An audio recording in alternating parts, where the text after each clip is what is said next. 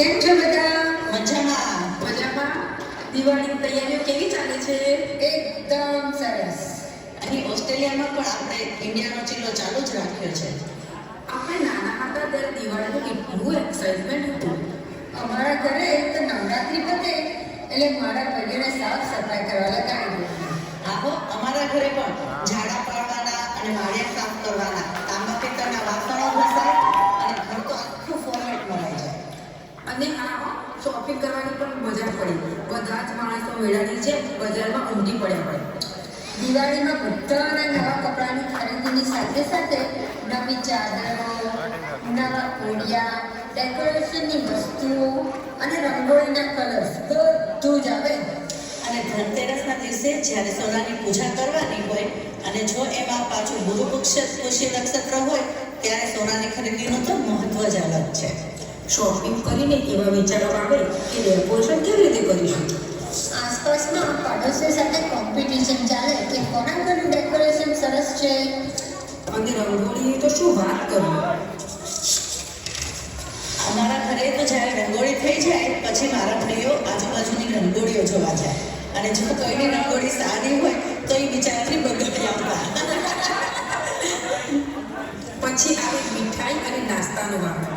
મઠિયા, સુવાળી, ચોરાફળી આખી પોરમાં વારાફરતી બને અને આપણે પોતાના આંગળી લઈ અને હેલ્પ કરવા પહોંચી જવાનું.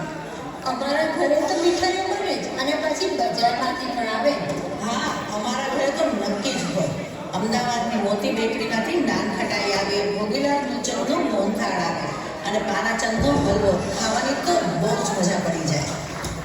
દિવાળીમાં ફટાકડાની તો વાત જ નહીં. કેટલી વેરાયટીના ફટાકડા. એના નામ ખબર છે?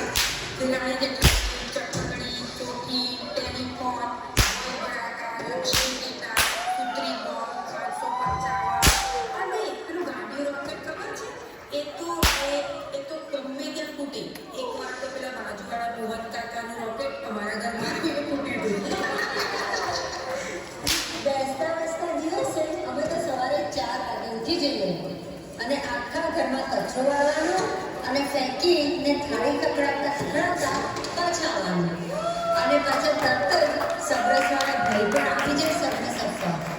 અને પછી નાસ્તાની પેઢો તૈયાર કરી નવા કપડાં પહેરીને મંદિરે જવાનું. મંદિરેથી પછી સીધા બધાના ઘરે જવાનું હોય.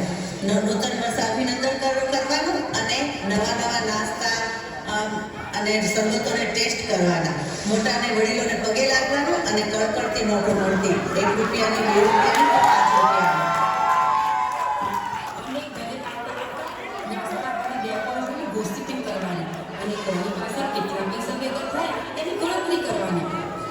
હવે જીતે નાચતે નાસ્તા વાસ્તી વાત કરે અને